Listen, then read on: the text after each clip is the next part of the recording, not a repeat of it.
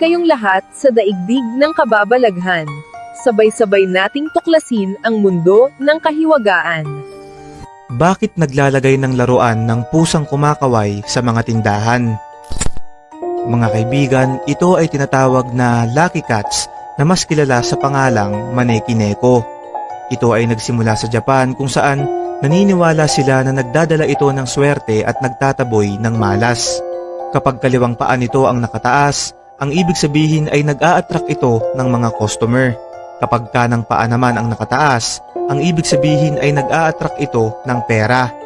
Di kalaunan, nahaluan ito ng iba't ibang paniniwala tulad ng feng shui na sinasabing mas swerte ito kapag kulay puti yung pusa dahil mas maraming swerte raw ang darating sa'yo at magandang kapalaran para sa iyong pamilya. Ilan sa ating mga Pilipino ay na-adapt ang pamahiin na to na hanggang ngayon ay ginagawa ng karamihan.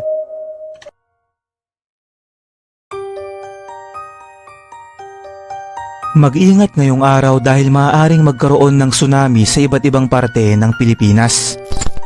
Mga kaibigan, 2 araw na lang bago magtapos ang buwan ng Hulyo, ay ngayon lang umaga July 30 nagkaroon naman ng 8.7 magnitude na lindol sa Kamchatka Peninsula sa Russia. Dahil dito ay nag-alert ng tsunami warnings ang iba't ibang bansa, kagaya na lamang ng Japan, Amerika, Taiwan, Alaska at pati na dito sa Pilipinas. Ayon pa nga mismo sa FIVOX ay magdoble ingat ang mga kababayan nating nakatira sa mga lugar na to, lalo na yung mga malapit sa dagat dahil pwedeng magkaroon ng tsunami waves na inaasahang mangyari ngayong hapon mula 1:20 hanggang 2:40 PM at sa mga oras na to ay inaasahan din ang malalakas na hangin. Ayon naman sa ilan ay baka raw ito na ang sinasabi sa libro ni Ryo Tatsuki na pinamagatang The Future I Saw, kung saan meron siyang prediction dito na magkakaroon nga ng sakuna sa Pilipinas at Japan ngayong buwan.